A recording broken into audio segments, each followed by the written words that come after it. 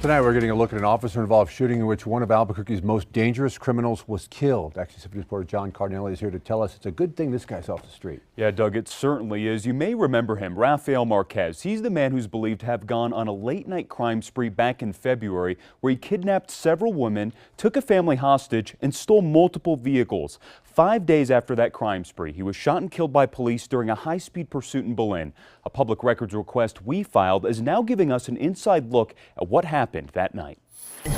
He's going into traffic. February 25th in Belen. State police are chasing Raphael Marquez, who's wanted for 5 felony warrants and 2 homicides. As Marquez drives on the wrong side of I-25, police spin him out. Single vehicle rollover. The chase stemming from a SWAT situation with the Bernalillo County Sheriff's Office.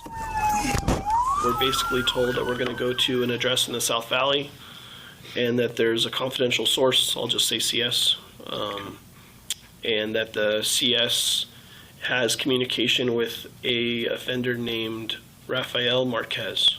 The source tells BCSO Marquez called and threatened her. He even made several comments that he would harm her.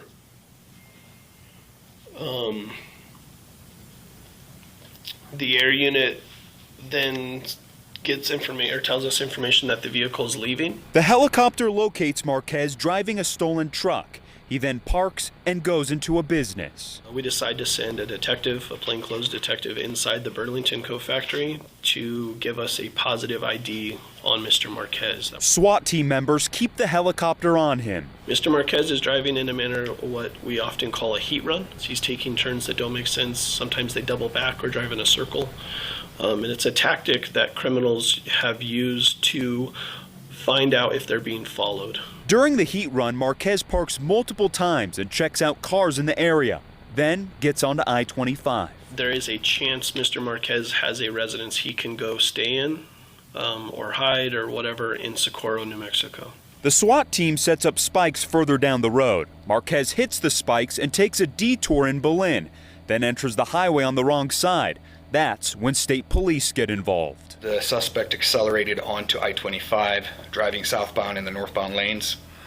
We immediately faced 3 oncoming vehicles who all swerved and braked hard to avoid impact with the suspect. 28 seconds later, an officer spins Marquez out. Spin out. What happens next is, as he's crawling with one hand, he quickly pulls a hand from underneath his body, and he points it towards me as if he's presenting a firearm.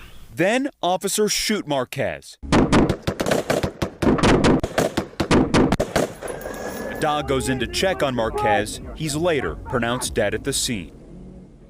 And since his death, Marquez has been identified as the suspect in the February 15th Cana Spa shooting. He's also believed to be connected to a homicide that happened on December 24th of last year.